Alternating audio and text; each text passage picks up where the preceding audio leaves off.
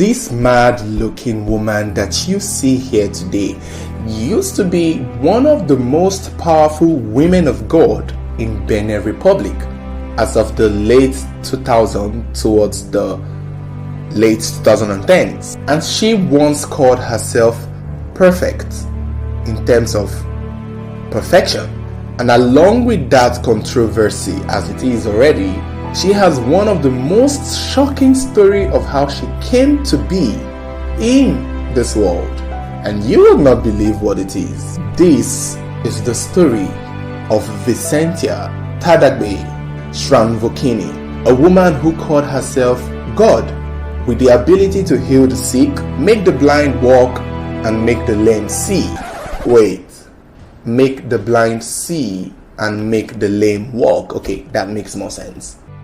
She found her church called the Very Holy Church of Jesus Christ in 2009 when she was barely 20 years old, after meeting with a Catholic priest by the name of Matthias Vegan, who was an active priest in the Catholic Church in Baname, there where the whole drama unfolded.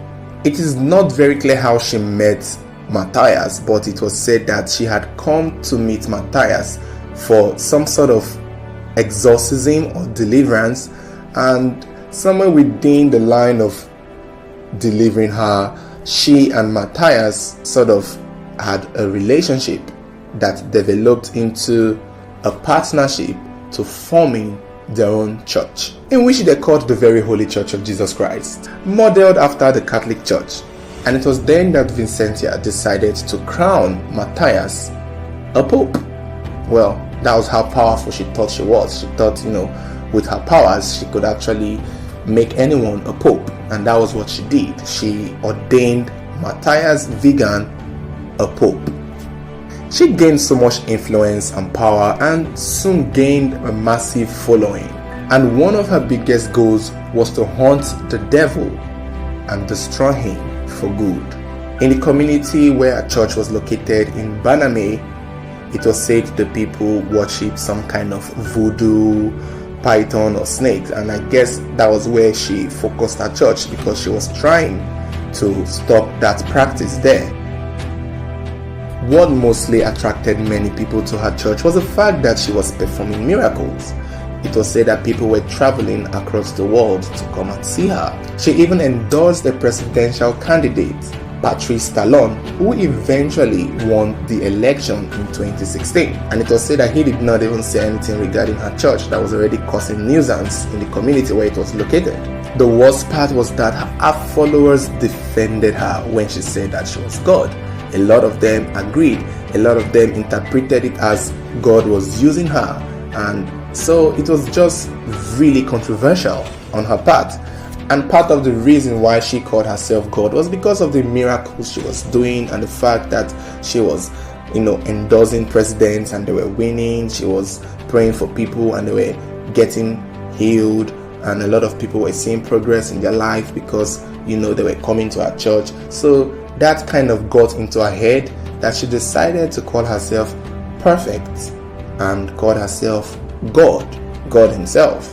And if that is not shocking enough, how she came into this world might actually do the job. Now, unlike the rest of us who were carried in our mother's stomach for 9 months and then pushed in a hospital or in a bathtub or in a farm, wherever you were pushed out from, this woman actually said she fell from the sky.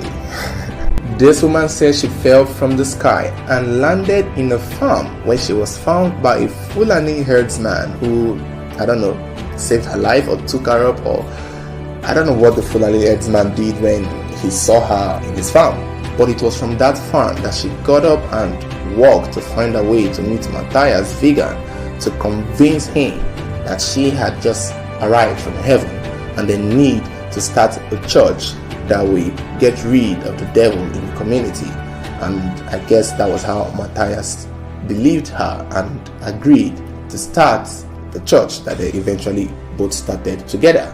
This is giving Credonia Emerinde and Joseph Kibwetere's story already that we've talked about in this channel. But luckily for us this time around, this cult did not take 3,000 lives, just the way Credonia and Mwerinde did. Vicentia only took 5 or 6, or was it 7 lives? It was said that Vicentia's church was notorious for all the wrong reasons.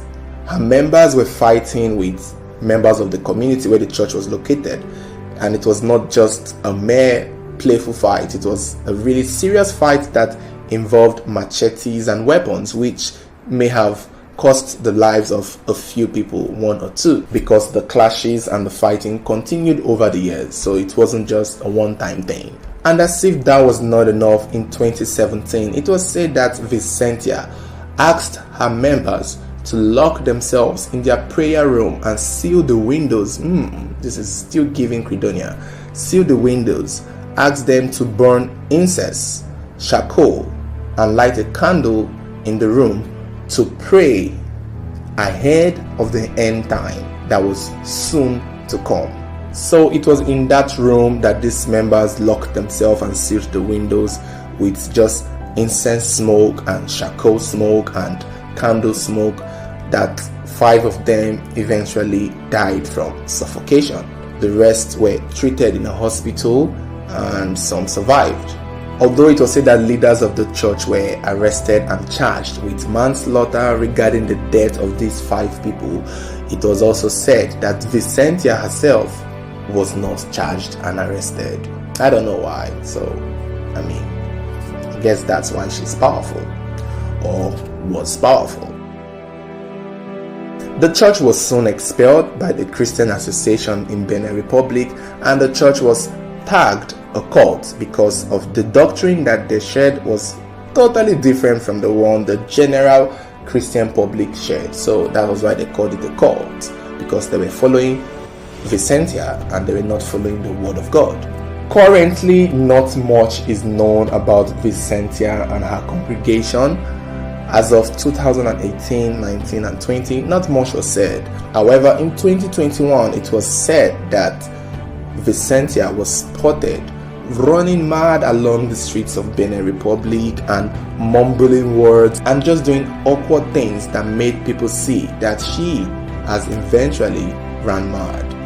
And upon further investigation, it was learned that her madness may have started a few years back when members and people began to notice her talking to herself and mumbling words to herself, and eventually she took to the streets. So at this point, it's unclear where her church stands, but people say her church has crumbled and all the members have moved on with their lives. Lucky them, it could have been worse. For Matthias Vigan, nothing is also said about him, except in 2020 it was posted by a Benin Republic website that the Catholic Association has rid him of his priesthood, that is no longer a priest. I think that should have been done at the time he was expelled, but I guess this is a different punishment in addition to that one. So this, according to the internet, is the story of a black woman who called herself God. So what do you guys think about the story? I would like to hear your thoughts on this. Do you think this is a sad ending or a happy ending? Or do you think she was someone who was mentally challenged all along and just needed help? Let me know what you think. If you enjoyed this video, don't forget to give it a thumbs up, and also don't forget to subscribe and turn on the notification button so whenever there is a new video you could also get notified. Thank you for watching, and I hope to see you next time on my channel.